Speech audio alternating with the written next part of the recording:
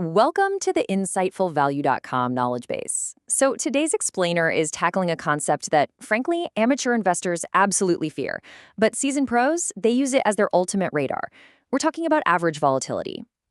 For decades, the financial media has basically trained us to view erratic market movements as a sign to just step back, to seek shelter. But value investing, it requires a deeply contrarian mindset. We have to look at that emotional pendulum of the market. The one constantly swinging between totally unjustified optimism and totally unfounded pessimism, and actually learn how to strategically quantify it. Today, we're going to explore how establishing a baseline of volatility allows you to objectively measure market panic, strip away all that psychological noise, and spot these incredible asymmetric opportunities when literally everyone else is running for the exits. Let's get right into it. Real quick, as we chart this course, just remember that this explainer is strictly for informational and educational purposes. It's definitely not financial advice. As an investor, you are the captain of your own ship, right? You're solely responsible for executing your own due diligence, understanding your own unique risk tolerance, and ultimately tuning your own financial radar. With that out of the way, let's start building out this framework. I want to kick things off by challenging a pretty pervasive myth in the financial world. Ask yourself this. What if the absolute scariest part of investing is actually your biggest structural advantage? I mean, think about it. When we see a sudden steep market sell-off, the instinctual reaction for most retail investors is just pure fear. But let's analyze the actual mechanics behind a rapid price drop. A lot of the time, these plunges are severely blown out of proportion by algorithmic trading, automated stop losses, margin calls, and just sheer institutional herd mentality. These forces completely divorce a stock's market price from its actual underlying intrinsic value. And here's the thing. If you know how to calculate that intrinsic business value, then the artificial discounts created by all that market panic, they shouldn't terrify you. Actually, they should excite you. When a high-frequency trading algorithm triggers a mass sell-off based on a single news headline, the underlying business's ability to generate cash over the next 10 years hasn't really changed. Only the quoted price has. That chaos, it's a flashing green light. So today, we're building a mental framework to help you isolate that hidden value and permanently shift how you view market turbulence. So average volatility acts as our statistical baseline. By knowing the historical expectation of an asset's price swings over a specific period, we establish what a normal trading range actually looks like. And we aren't just talking about everyday minor fluctuations here. We're talking about standard deviations and mean reversion. Think of it like this. Every asset has a historical rhythm. By quantifying that rhythm, we can mathematically pinpoint exactly when the market is acting completely irrational. If a fundamentally sound stock normally fluctuates by a really small, predictable margin, and then suddenly it experiences a massive downside drop without any corresponding fundamental change to its long-term cash flows, well, our radar goes off. The baseline gives us the mathematical confidence to know for sure that the broader market has stopped weighing the asset logically and has started pricing it emotionally. Recognizing that mathematical divergence and, having the hard data to prove it, that is literally the lifeblood of successful value investing. Now, this contrast between high and low volatility is so fascinating because of its profound effect on investor psychology. On one side, we have steady, predictable price movements, low volatility. And believe it or not, this environment actually breeds a really dangerous complacency. It kind of lulls the broader market into a false sense of security where downside risk seems virtually non-existent. But when a macroeconomic event hits and an asset suddenly snaps from low to high volatility, the psychological whiplash is intense. High volatility introduces wild, totally unpredictable price swings. And because the market was completely unprepared for that shift, emotions run hot, sophisticated risk models completely break down, and unprepared investors just panic sell out of pure fear.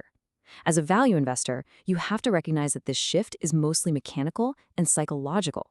That sudden, violent spike into high volatility is exactly when the disconnect between the daily market price and the underlying business fundamentals reaches its absolute peak. This, right here, is the precise environment where true market-beating alpha is actually generated. Okay, it is absolutely crucial at this point that we separate market price volatility from actual operational reality. Let's break down how macroeconomic volatility impacts a physical, real-world business. When broad economic shocks happen, think sudden inflation spikes, geopolitical tensions, or big interest rate hikes, it severely tests a company's day-to-day operations. We see this across cash flow resilience, supply chain costs, and expansion planning. Revenue might experience some cyclical swings, inventory costs might fluctuate wildly, and growth projects, they might face sudden delays. But here is the vital insight. The stock market is inherently short-sighted.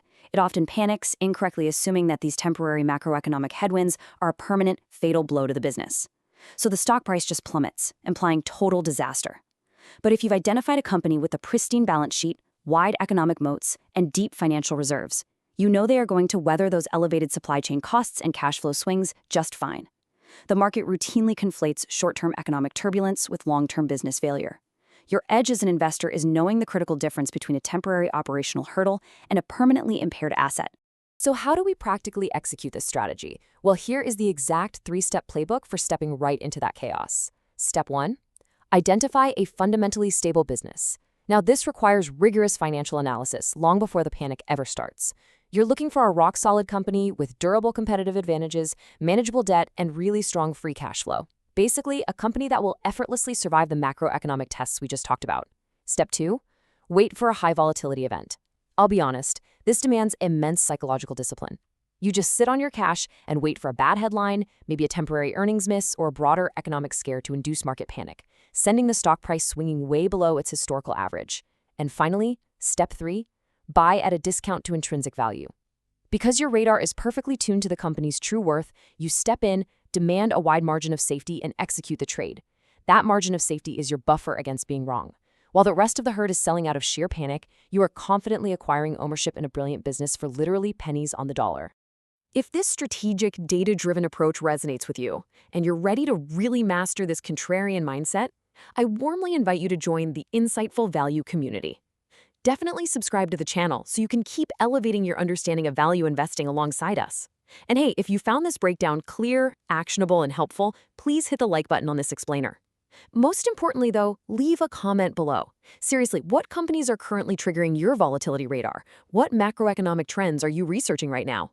We genuinely read every single comment, and your unique perspectives are exactly what make this entire community stronger, sharper, and smarter.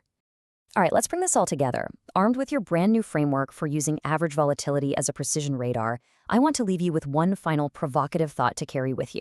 When the broader market inevitably gets chaotic again, and trust me, history guarantees us that it absolutely will you let volatility panic you, or will you let it pay you? The difference comes down entirely to your preparation, your psychological discipline, and your steadfast perspective on intrinsic value. Thank you so much for joining me for this explainer. Keep trusting your research, keep looking for the underlying value hidden inside the chaos, and I absolutely can't wait to see you in the next one.